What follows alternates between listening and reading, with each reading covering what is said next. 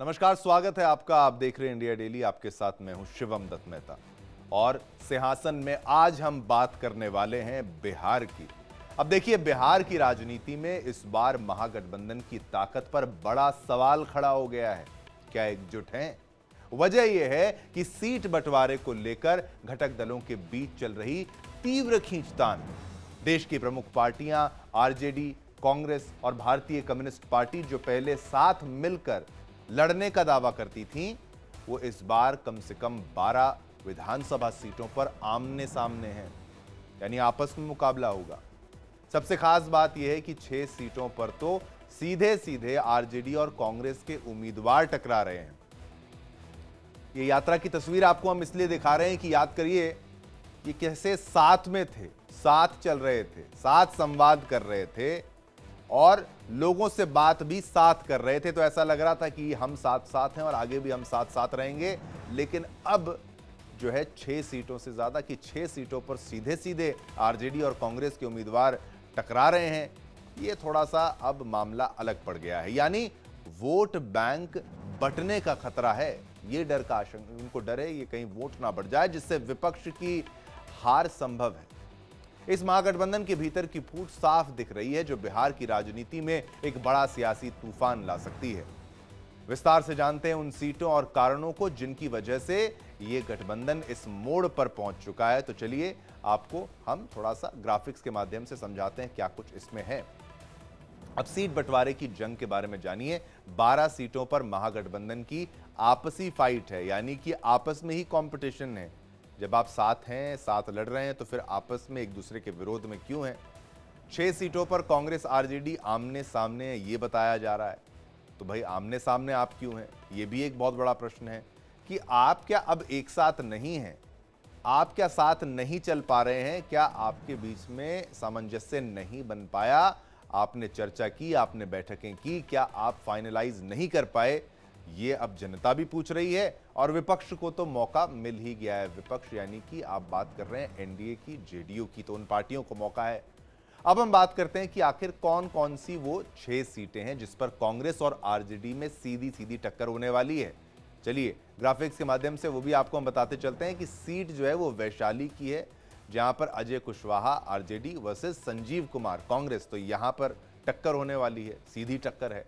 अब दूसरी सीट की बात करें तो सिकंदरा सीट में, जहां पर उदय नारायण चौधरी आरजेडी वर्सेस विनोद चौधरी कांग्रेस, इनके बीच में टक्कर है।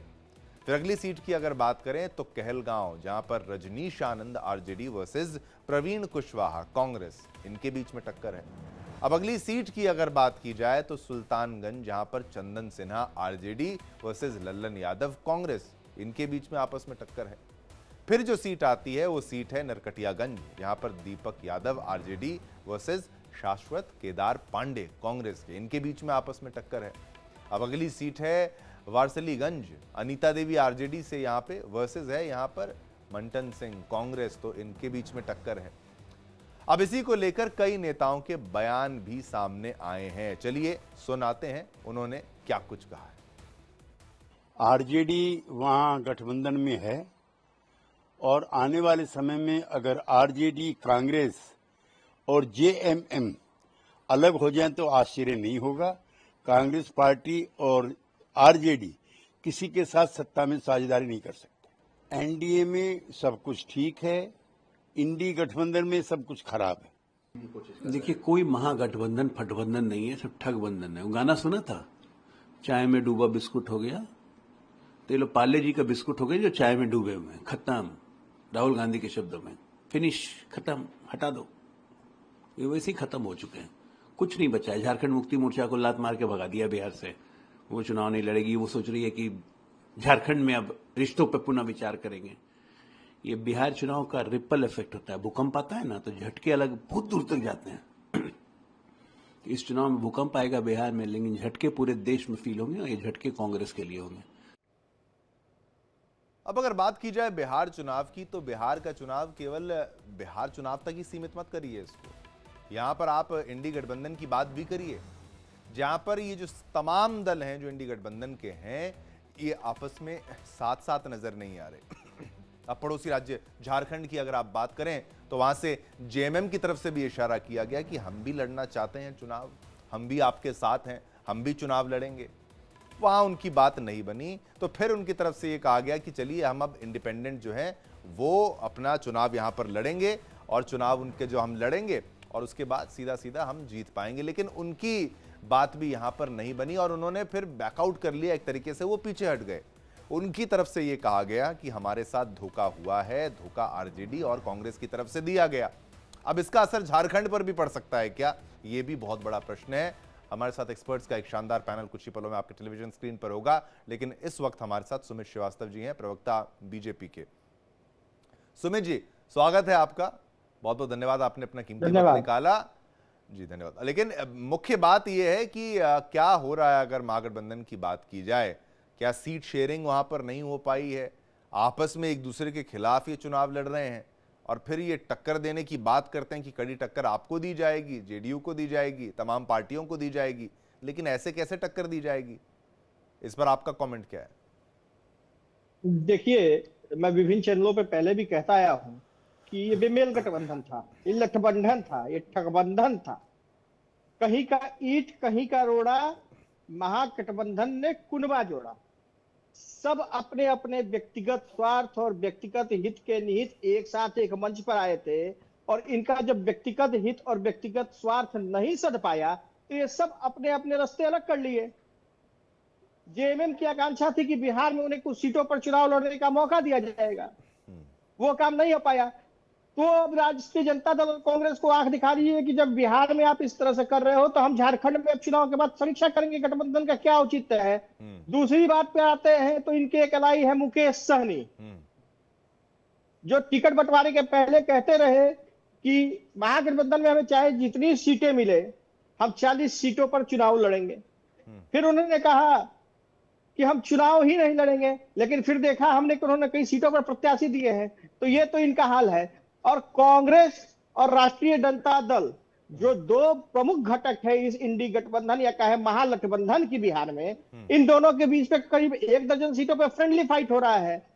तो बिहार की जनता तो काफी जागरूक है, वो देख रही है कि ये लोग जो है बिहार की जनता को केवल मूर्ख बनाने का काम कर रहे हैं। इसलिए बिहार की जनता इनके झांसे में नहीं आने जा रही है और बिहार की जनता पूरी तरह से हमारे साथ एनडीए के साथ खड़ी है। लेकिन अगर मुख्यमंत्री के चेहरे के तौर पर अगर आप सोचें तो महागठबंधन में वो भी कोई नाम आपको लगता है कुछ फाइनल है अगर दोनों तरफ से? बिल्कुल सही बात आपने कहा। अभी जैसे आप बात करें, राहुल गांधी बिहार में पहली बार आए, यात्रा निकाली उन्होंने, घुसपैठिए अधिकार यात्रा पे राहुल गांधी यहाँ आए थे और उस यात्रा में कहीं भी उन्होंने यह नहीं कहा घुसपैठिए अधिकार तेजस्वी यादव के जी एसआईआर नहीं था, वो घुसपैठिए अधिकार यात्रा थी। अच्छा। वो घुसपैठियों के हित के लिए यात्रा निकाल रहे थे, क्योंकि जो वोटर्स थे वो तो है, वोटर्स के नाम तो काटे नहीं गए। कोई एक वोटर्स ने चुनाव के पास जाकर ऑब्जेक्शन नहीं लगाया। तो ये किसकी हितों की रक्षा कर रहे थे? ये जो घुसपैठिए है, जो इनके वोट बैंक है, उनकी रक्षा के लिए आए थे, घुसपैठिए अधिकार यात्रा में आए थे। तो घुसपैठिए अधिकार यात्रा में जब राहुल जी आए तो एक बार भी उन्होंने नहीं कहा कि महागठबंधन यहाँ तेजस्वी यादव के नेतृत्व में चुनाव लड़ने जा रही है, तेजस्वी यादव महागठबंधन के नेता है, तेजस्वी यादव मुख्यमंत्री के उम्मीदवार है।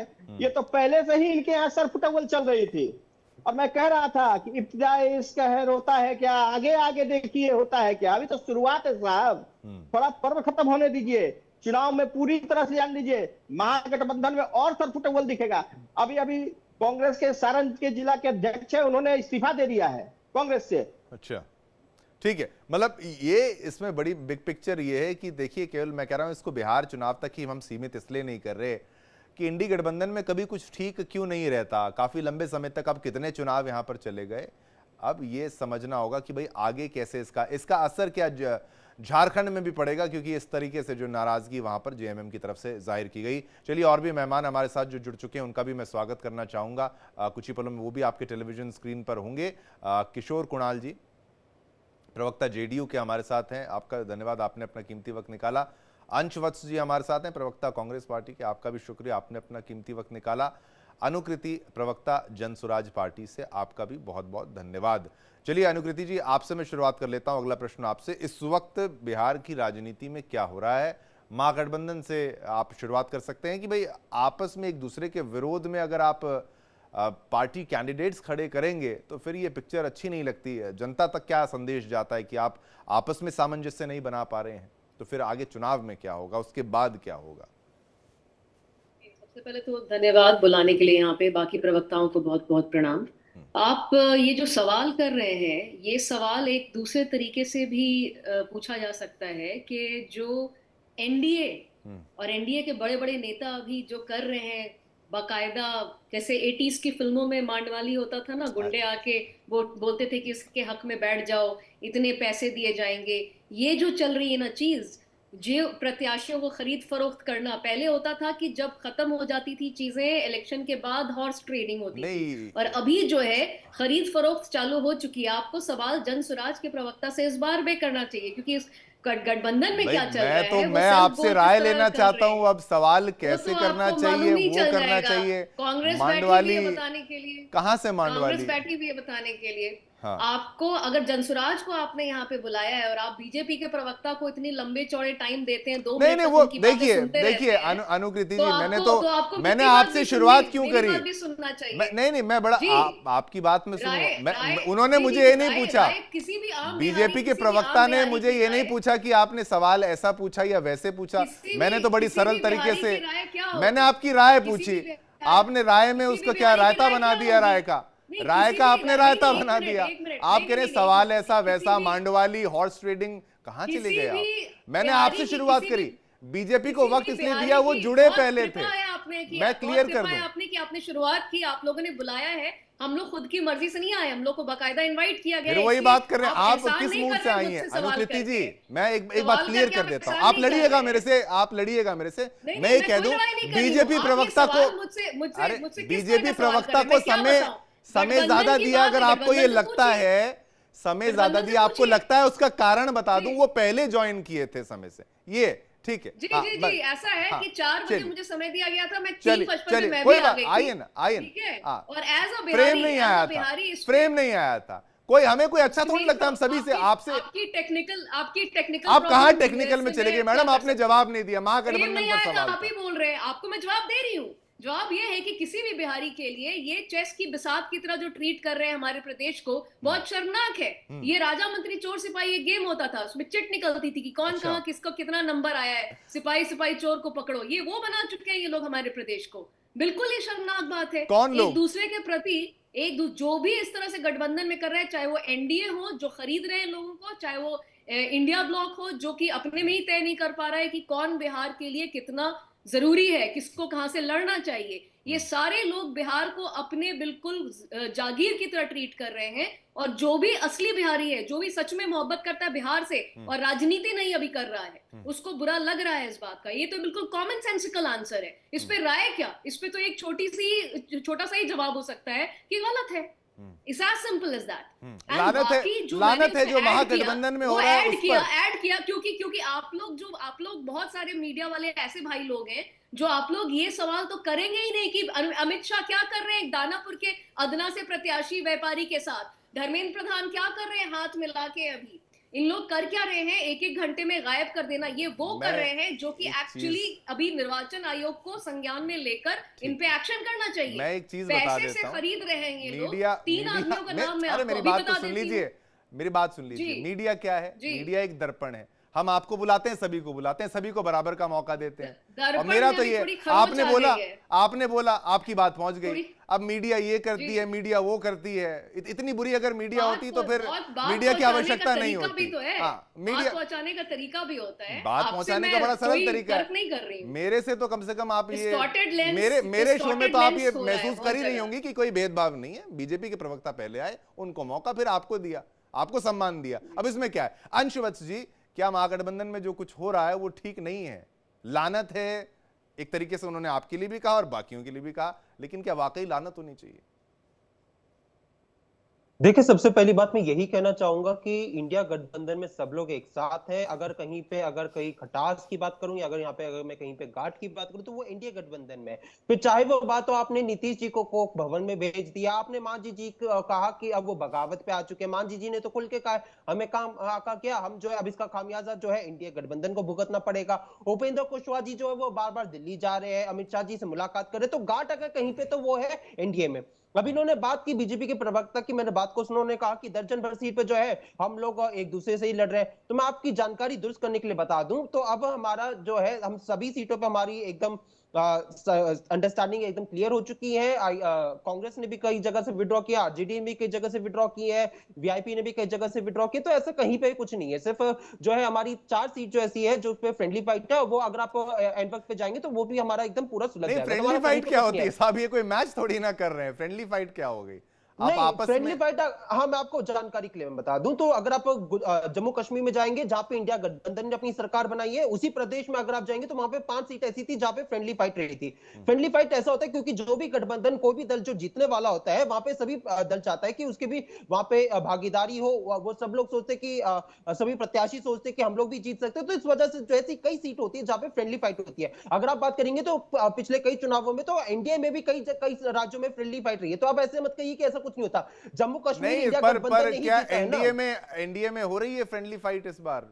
ये आप इसको तो फ्रेंडली फाइट की अरे श्रेणी में आप डाल दिया। फ्रेंडली फाइट की बात कर रहे हैं, यहाँ पे आपने नीतीश जी को समय से पहले रिटायर करने की आप पूरी प्रक्रिया चला चुके हैं। अरे आप अब अमित वो शाह जी छोड़िए, कहते हैं कि कहाँ भाई, वो, ये तो अब नीतीश जी के नहीं साथ नहीं अब वो सुनिए ना, आपके साथ भी थे, नहीं नहीं इनके सुनिए, साथ भी थे। सच्चाई क्या है कि हाँ, अमित शाह जी पहले ही कह चुके हैं कि भैया लोकतांत्रिक प्रक्रिया से मुख्यमंत्री चुना जाएगा। यही प्रक्रिया तो हमने लोकसभा चुनाव में देखी नहीं थी मोदी जी के लिए। आपने मोदी जी के लिए तो पहले ही कह दिया कि भैया अगर चुनाव जीते तो मोदी जी प्रधानमंत्री बनेंगे। हाँ। हमने ये प्रक्रिया हरियाणा में देखी नहीं थी, जहां पे अपने नायब सिंह सैनी जी के लिए ऐसा कहा नहीं कि लोकतांत्रिक प्रक्रिया चलेगी उसके बाद मुख्यमंत्री चुना जाएगा। चलिए, आपने वही हाल करना चाहते आपके हैं। हिसाब से आप अगर नीतीश कुमार जी का महागठबंधन वही का, हाल करना चाहते हैं मुझे जो बता आपने दीजिए। मध्य प्रदेश में शिवराज सिंह चौहान जी के साथ किया, चलिए। आपने महाराष्ट्र में एकनाथ शिंदे जी के साथ किया, वही हाल आज आप बिहार में हाँ, नीतीश कुमार जी के साथ करना चाहते हैं। ठीक। सच्चाई क्या है कि एनडीए जो है लोगों का ध्यान भटकाने का काम कर रही है, अंश जी, लेकिन इंडिया गठबंधन असल मुद्दों पर चुनाव लड़ रही है। उन्हीं मुद्दों पर चुनाव लड़ रही अंश है जी, जिसमें 20 साल से झुंझुना बजाने के बाद भी अंश अमित जी, शाह जी को आज झुंझुने कहना की पड़ बात रहा बाद में है कि करेंगे। बिहार में मैं हम कह जो रहा है हूं, फैक्ट्री लगाएंगे।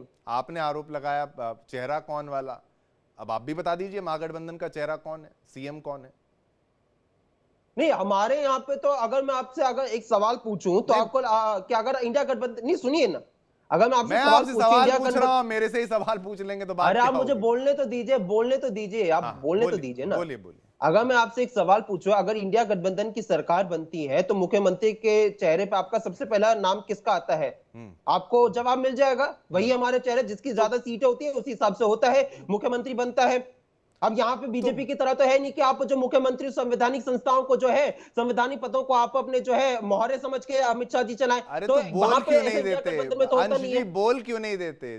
जो लगेगा, जो होगा, जो दिखेगा, वो बोल क्यों नहीं देते कि भाई कौन है नहीं, पर मुख्यमंत्री? मुझे एक चीज समझ में नहीं आता, फिर ये कहीं ना कहीं क्या मीडिया का विरोधाभास नहीं है? अगर हमने कहा कि हम लोग मैं लोकतांत्रिक उनसे भी प्रक्रिया से पूछूंगा करेंगे ना, मैं उनसे भी नहीं नहीं पूछूंगा। सुन लीजिए शिवम जी, आप मेरे को बोलने क्यों नहीं देते? आप बीजेपी के प्रवक्ता को अरे नॉन फिर वही स्टॉप बात बोलने कर दे रहे रहे हैं, हैं आप और आप क्या हमें बात अजीबोगरीब रोक बात रहे हैं। कर रहे हैं। मैं आपसे नहीं नहीं संवाद सुनिए कर रहा हूं, 3 मिनट शिवम आपके जी, साथ सुनिए मैंने सुनिए क्रॉस क्वेश्चनिंग ना करूं तो फिर आप सुन हो लीजिए, गया। नहीं नहीं सुनिए, बीजेपी का प्रवक्ता कहां से हो गया? ठीक है, आपकी सुनिए, बात आ गई। नहीं, नहीं नहीं, नहीं, सुनिए, आप सब ये जवाब तो अजीबोगरीब सुन लीजिए, जवाब तो एलिगेशंस सुन की लीजिए। इजाजत नहीं। आपकी मैंने हर नहीं नहीं पॉइंट को सुनिए, लिया। अब जवाब बीजेपी सुनिए। का सच्चाई प्रवक्ता क्या है कहां कि से? ये क्या ये मीडिया का विरोधाभास नहीं? अगर बीजेपी कहती कि हमारे यहाँ पे लोकतांत्रिक प्रक्रिया से चुना जाएगा मुख्यमंत्री, हाँ, और यही बात अगर कांग्रेस पार्टी ने कह दिया कि हमारे यहाँ पे भी लोकतांत्रिक प्रक्रिया से चुना जाएगा, तो हमारे यहाँ पे जो है घाट, हमारे यहाँ पे जो है दरार है। लेकिन बीजेपी नहीं, में सब कुछ सही है, क्यों? क्योंकि उन्होंने वही अरे कह दी, मैं कह लेकिन रहा हूं उनके वहां फ्रेंडली पे फाइट भी कहां? आपके विरोध में आपस में अगर आप चुनाव लड़ेंगे तो फिर कहां सीट शेयरिंग हुई? चलिए, किशोर कुणाल जी, प्रवक्ता जेडीयू के भी हमारे साथ इस वक्त जुड़े हुए हैं।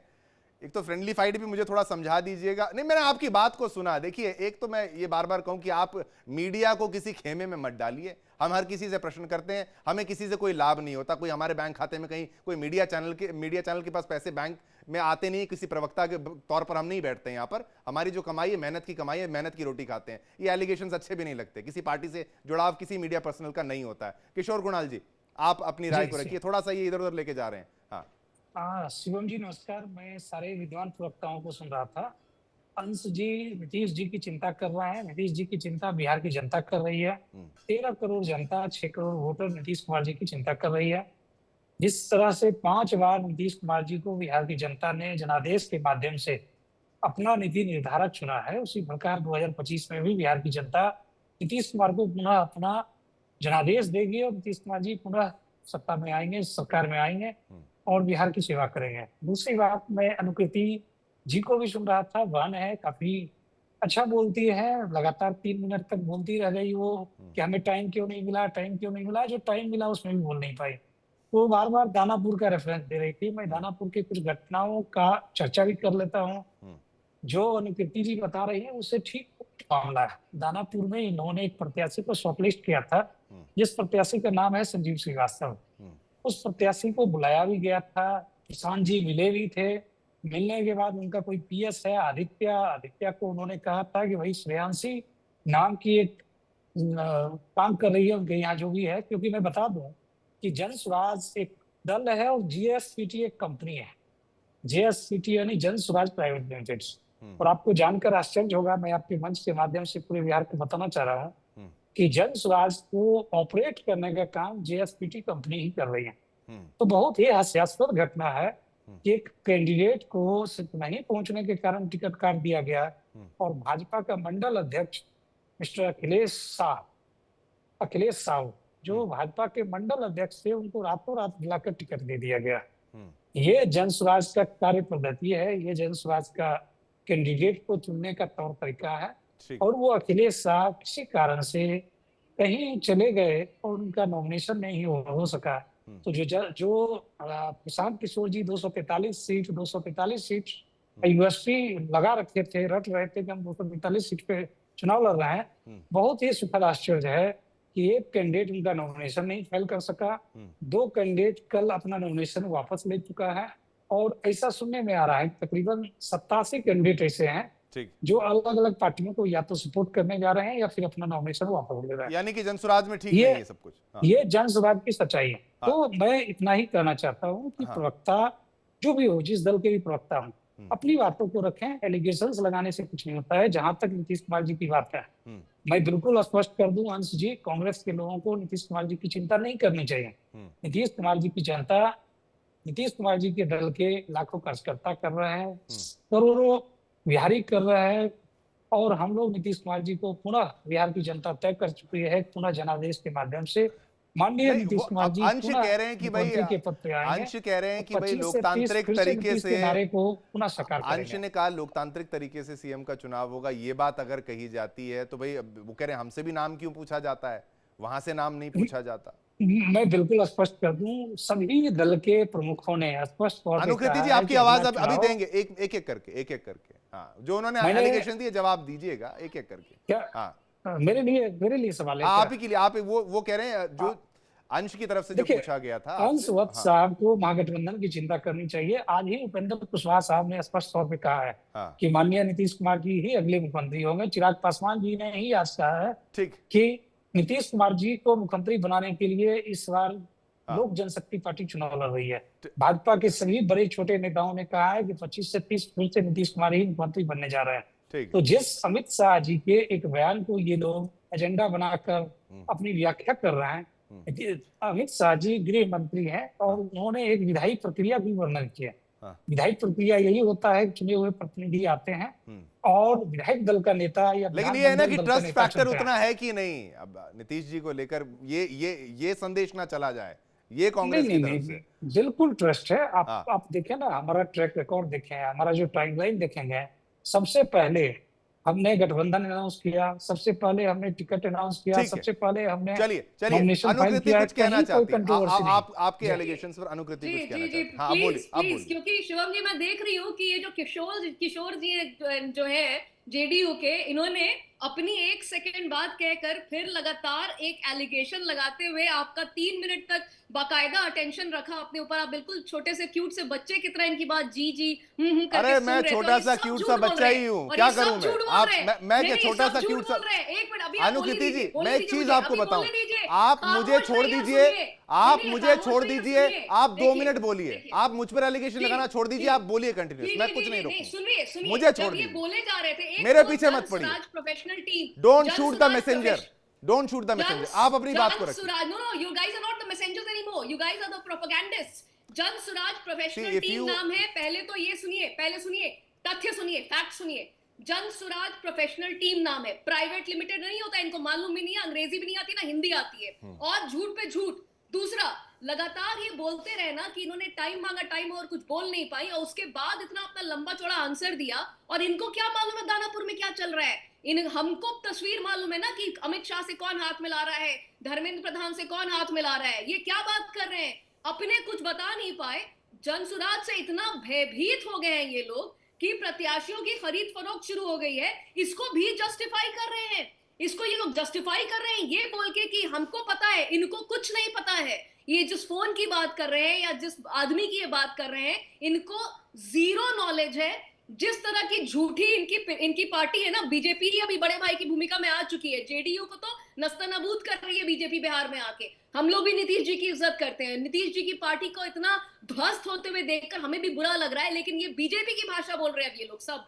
ये जेडीयू वाले अब अपने अमित शाह, मिस्टर मोदी की जुबान में झूठ बोलना सीख चुके हैं। सामने वाले पे एलिगेशन लगा के अपने को साफ तरीके से दिखाओ, यही इनकी रणनीति है अब। और किशोर कुणाल जी से मैं पहले डिबेट में नहीं मिल रही हूँ, इनका यही तरीका रहा है कि सामने वाले को कुछ एक खराब चीज बोल दो, कुछ एक पर्सनल अटैक कर दो, और अपने बारे में कुछ मत बताओ।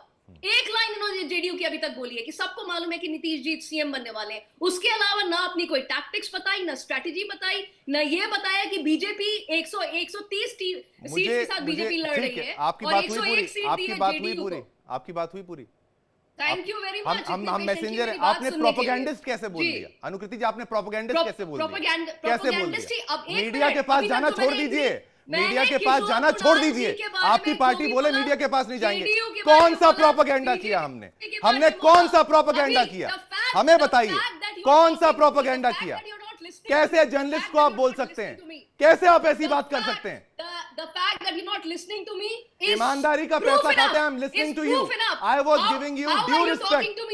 I was giving you due respect. This is not how you behave with a journalist.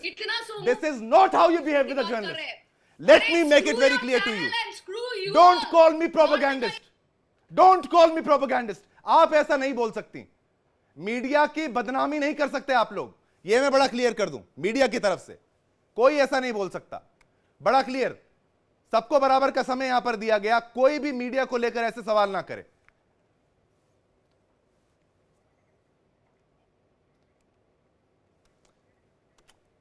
जिस तरीके से मीडिया को सवाल कटघरे में खड़ा किया जाता है, हमने आपको बराबर का मौका दिया। ये प्रोपेगेंडिस्ट हम लोग को बोलते हैं। आपको मैं दर्शकों ये बात बता दूं कि अगर मीडिया ना हो तो गली गली में क्या कुछ घटता है वो आप तक तस्वीर कौन पहुंचाता है, वो खबर कौन पहुंचाता है, वो बात कौन लेकर आता है। मीडिया ना हो तो फिर एलिगेशन किस पर लगाएंगे? कोई भी पॉलिटिकल पार्टी हो, मीडिया हर पॉलिटिकल पार्टी के अंदर करप्शन है, उसकी खबर आप तक लेकर आता है। लेकिन कुछ प्रवक्ता आके यहां पर मीडिया पर एलिगेशन उठाते हैं, जबकि बराबर का मेरे डिबेट में तो मैं एक गारंटी लेता हूं, सभी को बराबर का मौका देता हूं, चाहे बीजेपी का प्रवक्ता हो, जेडीयू का प्रवक्ता हो, कांग्रेस का प्रवक्ता हो, जनसुराज का प्रवक्ता हो, कोई भी प्रवक्ता हो। वापस आता हूं डिबेट पे, वक्त नहीं खराब करते, आपका वक्त बहुत ज्यादा कीमती यहां पर है। जिस तरीके से बदतमीजी की गई थी उसका बिल्कुल मैं इजाजत नहीं दूंगा। महिलाएं, उनकी सम्मान मैंने यहां पर किया। सुमित श्रीवास्तव जी, जिस तरीके से शूट द मैसेंजर मैंने इसलिए कहा था, हम वक्त दे रहे हैं। यहां पर वत्स साहब भी इतने समय से मेरे साथ जुड़े हुए हैं, मैंने किसी से बदतमीजी नहीं की, लेकिन प्रोपेगेंडिस्ट बोल दिया, प्रवक्ता बोल दिया जाता है। सुमित जी, चुनाव पर देखिए, वो बौखलाए हुए लोग हैं जनसुराज के जो लोग हैं, जनसुराज के लोग बौखलाए हुए हैं। एक, उनके कैंडिडेट नॉमिनेशन नहीं कर पाए, और दो कैंडिडेटों ने जो उनका साथ छोड़ दिया, एनडीए को समर्थन कर दिया। तो वो कहावत है ना, खिसियानी बिल्ली खंभा नोचे। तो राजनीति में नए नए लोग हैं, तो इस तरह की चीजों से वो भयभीत होकर बौखलाहट दिखा रहे हैं। और इस तरह की चीजों से अपने आप को पहले संयम में रखे, तब राजनीति करना चाहिए। किसी पर आरोप लगाना और भाग जाना, ये जनसुराज का पुराना तरीका है। वो खुद प्रोपेगेंडा क्रिएट करते हैं और फिर भाग जाते हैं, ये उनका तरीका है। वो एनडीए पर उंगली उठा रहे हैं बार बार। एनडीए में ऑल इज वेल है, एनडीए में कहीं कोई गड़बड़ी नहीं है, एनडीए एकजुट है। नीतीश जी के नेतृत्व में, प्रधानमंत्री जी के मार्गदर्शन में हम लोग चुनाव लड़ रहे हैं। बहुत स्पष्ट है इस पर कोई चिंता करने की स्वराज को और महागठबंधन को जरूरत नहीं है। वो अपने अंदर की चिंता करे, उनके यहाँ भगदड़ मच्ची है, हमारे यहाँ all is well all is set. और जिस बात की ये चर्चा कर रहे हैं, उपेंद्र जी ने कहा नीतीश जी नेता है, चिराग जी ने कहा नीतीश जी नेता है, हमारे लोगों ने कहा कि नीतीश जी नेता है, फिर क्या उसमें परेशानी है? यह एक प्रक्रिया है जिसको गृह मंत्री जी ने कहा, और शायद इनको याद दिला देना चाहिए कि जब 2024 में प्रधानमंत्री जी का शपथ हो रहा था, ठीक है, फाइनल तो भी ये कमेंट। प्रक्रिया हुई थी। 10 सेकंड। हाँ, प्रधानमंत्री जी को हमने अपना नेता चुना, उसके बाद सारे एनडीए के दलों ने समर्थन जाकर दिया और प्रधानमंत्री जी को नेता चुना गया। तो ये तो एक प्रक्रिया है जिसको गृह मंत्री जी ने कहा था। तो ये लोग हर चीजों को सिगुफा बनाकर छोड़ रहे हैं, क्योंकि इनके घर शीशे के हैं, ये दूसरे के घर पे कांच मार के अपने घर से सारा चीज चाहते हैं। आपसे फाइनल कमेंट, आपसे, क्योंकि आप विपक्ष से हैं। Final comment 10 second. जी हाँ, मैं यही कहना चाहता हूं। पहली बात यहाँ पे जिक्र करें चिराग पासवान जी का, सभी उनका, तो सच्चाई क्या है कि चिराग पासवान जी की बात कर लीजिए या बीजेपी की बात कर लीजिए, किसी भी दल की बात कर लीजिए, सबने ये कहा कि हम नीतीश जी के नेतृत्व में चुनाव लड़ रहे हैं। अरे भैया, वो सिटिंग सीएम और उनके नेतृत्व में ही चुनाव लड़ोगे। लेकिन सवाल यहाँ पे ये कि क्या चुनाव जीतने के बाद जो है क्या आप उनको मुख्यमंत्री बनाओगे या नहीं बनाओगे? क्योंकि सच्चाई क्या है कि जब चिराग पासवान जी से अमित शाह जी के बयान के बाद पूछा गया था, तो उन्होंने कहा कि हम इस पर सोचेंगे। अमित शाह जी ने और बीजेपी ने कहा कि हम सोचेंगे। और एक लास्ट बात कह के अपनी बात को खत्म कर रहा हूं, किशोर कुणाल जी ने कहा कि भैया नीतीश जी जो है उनकी चिंता जो पूरा बिहार कर रहा है। सच्चाई है, पूरा बिहार उनकी चिंता कर रहा है, जिस हिसाब से वो आज पूरे अस्वस्थ होकर घूम रहे बिहार में। तो बिहार की जनता चिंता करके उनकी कह रही है कि आप घर पे बैठ जाइए। अब जो है जिम्मा जो है बिहार को संभालने का वो इंडिया गठबंधन को देने वाली है, क्योंकि सच्चाई क्या है कि चिराग पासवान जी खुद आपके लॉ एंड ऑर्डर पे सवाल उठा चुके हैं। समय इतना ही था। बहुत बहुत शुक्रिया अंश जी, किशोर जी, सुमित जी। कुछ किशोर कुछ कहना बिल्कुल टाइम नहीं, सॉरी, मुझे माफ कीजिएगा, बिल्कुल टाइम नहीं है। अगली डिबेट में फिर मुलाकात होगी। सभी का बहुत बहुत धन्यवाद मैं करना चाहूंगा।